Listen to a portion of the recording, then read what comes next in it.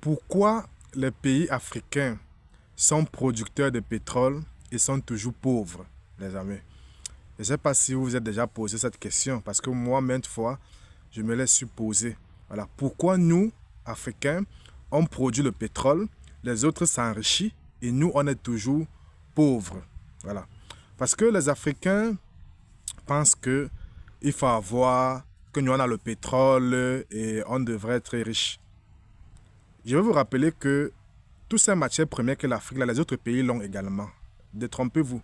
Les autres pays ont également toutes ces matières premières, même si ce n'est pas aux mêmes proportions, mais les autres pays l'ont. Voilà, les États-Unis ont beaucoup de minéraux. Même le pétrole, les États-Unis ont ça. Voilà. Mais pourquoi tous se ruent en Afrique? Tous se ruent en Afrique parce que voilà, la législation là-bas n'existe pas.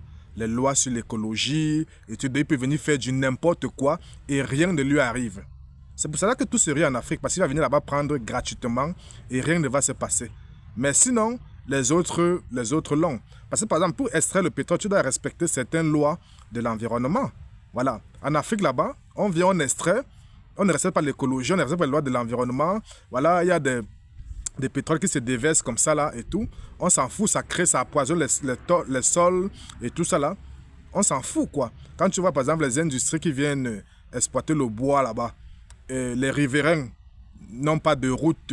Les riverains sont là, ils sont pauvres, ils n'ont aucune école pour eux. Voilà, ça ne dit rien à personne. Ils viennent, ils exploitent seulement leur bois. Et ils traversent, ils détruisent la route qui est là. Le peu de route qui est là, ils détruisent ça.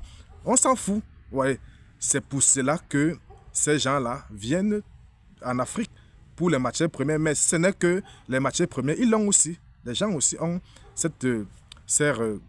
ces matières premières. Ce n'est pas une spécificité de l'Afrique. On ne vient pas en Afrique parce que voilà, l'Afrique a trop parce que l'Afrique a trop de matières premières. Ils viennent parce qu'en Afrique, personne ne les empêche de faire quoi que ce soit. Ils font tout ce qu'ils veulent et ils ne payent pas grand-chose aux gouvernants. Vous voyez un peu, aux dirigeants africains. Voilà. Ils se font vraiment une grosse marge. Voilà. Et je vais ici prendre un pays comme le Mexique. Donc, comment le Mexique a fait pour pour gagner vraiment de son pétrole. Vous voyez un peu. Parce que le Mexique c'est comme les pays africains là, vous voyez. Mais eux, ils ont pu vraiment gagner de leurs ressources, de leur pétrole. Et je vais vous expliquer comment ils ont procédé. Voilà. Parce que dans les années 1821, voilà, le Mexique devient indépendant donc de l'Espagne. Vous voyez un peu. Voilà, l'Espagne a fait 300 ans là-bas, un peu comme en Afrique, vous voyez. Le Mexique devient indépendant sous le général Iturbide. Voilà, donc les hommes du général Iturbide, voilà, proclament l'indépendance du Mexique. Mais pendant ce temps, voilà, il y avait des sociétés étrangères qui exploitaient le pétrole. Un peu comme ça se passe en Afrique. C'était juste une indépendance de papier, comme en Afrique là.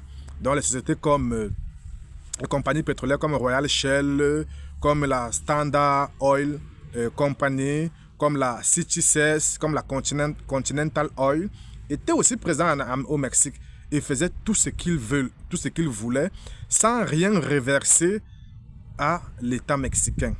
Vous voyez un peu. Et l'État mexicain ne pouvait rien y faire parce que c'est des gros poissons. Si tu blagues, on vous élimine.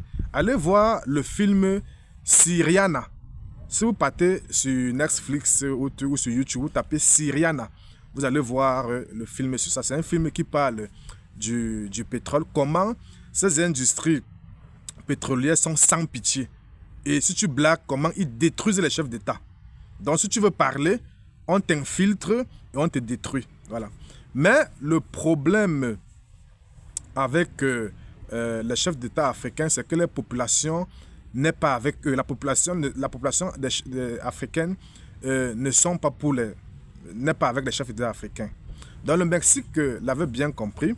Le Mexique a dit, bon, au lieu de faire la guerre directement, frontalement, avec des paroles révolutionnistes comme les Africains le font là, mais dans les faits, c'est néant, ils ont dit non, ils ont procédé autrement. ils ont laissé faire ces industries pétrolifères étrangères là, et ils ont nationalisé. Ils ont d'abord commencé par créer une éducation.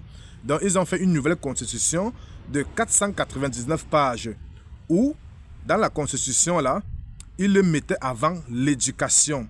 Et dans ce qu'ils mettaient dans l'éducation, ils disaient que les ressources minières du sous-sol appartiennent aux Mexicains. Vous voyez un peu. Donc tout ce qui est ressources appartient aux Mexicains. Ils disaient que bon, les trucs des églises, machin, tout là, ils ne voulaient pas ça. Donc ils ont créé un État laïque. Donc ils ont formé les enfants au patriotisme, les amis. Donc ça a pris 21 ans. Voilà. Ça a pris 21 ans jusqu'à ce que en 1934 arrive au pouvoir un certain Lázaro Cárdenas del Río. Voilà. Donc, et c'est Lázaro Cárdenas del Río qui nationalise donc le pétrole mexicain, qui nationalise toutes ces industries pétrolifères mexicaines qui étaient là. Il nationalise ça. Et quand il nationalise, la population est avec lui, les amis. La population est avec lui pour l'accompagner. Parce que tu ne peux pas venir juste nationaliser comme ça. Sinon, ils vont...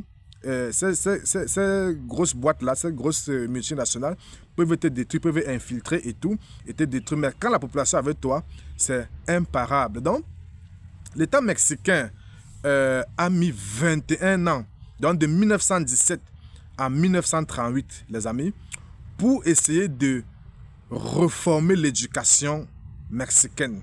Voilà. Parce qu'en Afrique aujourd'hui, on tue l'éducation. Voilà. On forme des Africains à fuir leur pays. Vous voyez un peu, à ne pas aimer leur pays.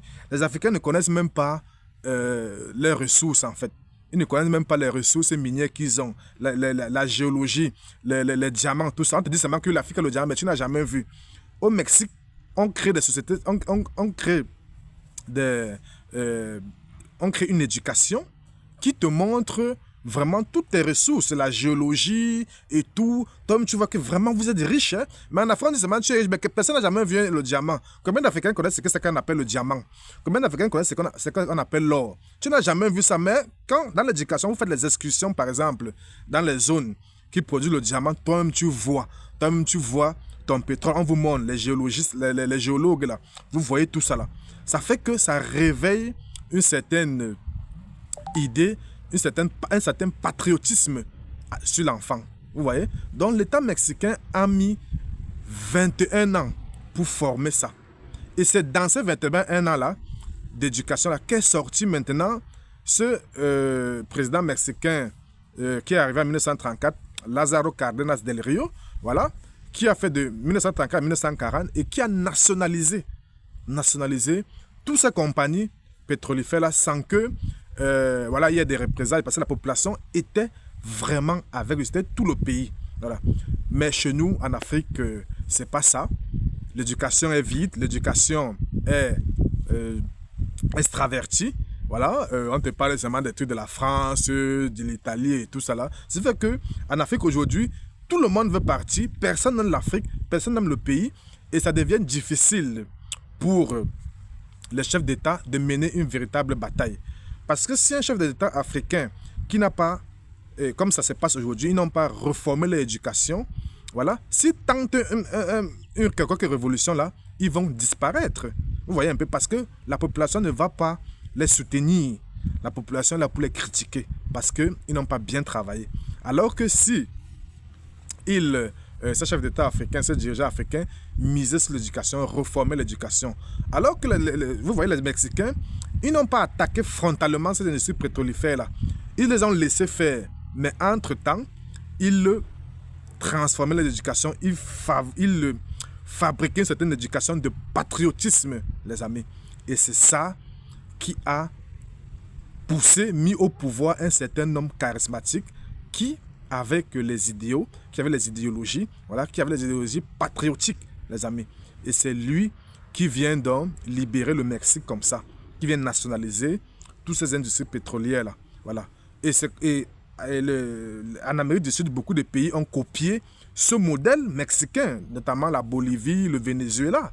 Vous avez vu en Bolivie, Venezuela et tout comment ça s'est passé. Voilà. Donc, on forme les nationalistes comme ça avec l'éducation. Mais dans nos pays, on tue les nationalistes, on fait ceci, personne ne dit rien. Voilà. Vous voyez que c'est dommage. Donc, c'est comme ça que les Mexicains ont fait pour enlever, pour nationaliser les sociétés pétrolifères étrangères et maintenant avoir bénéficié de toute la manne pétrolière, de tout cet argent-là, tout ce jeton pactole-là. Vous voyez un peu, et pour pouvoir se développer. Alors qu'en Afrique, si tu dis seulement que tu vas attendre que l'autre vienne exploiter, les sociétés étrangères viennent exploiter le pétrole et te donner une redevance ou bien les impôts, il faut oublier, ils ne payent pas d'impôts. Ces sociétés pétrolifères-là ne payent presque pas d'impôts. Sinon, une minime partie est payée. Ça ne va pas suffire pour vraiment développer ton pays. Alors que si toi-même tu contrôles ça, tu nationalises ton pétrole, toute la manne financière, toute la manne d'argent de pétrole là, tu peux facilement construire ton pays, développer ton pays sans problème. Donc, les dirigeants africains ou les Africains doivent aimer leur continent, coûte que vaille. Coûte que vaille, vous devriez aimer votre pays. Et tout ça passe par l'éducation, les amis. J'espère que vous avez compris. Portez-vous bien.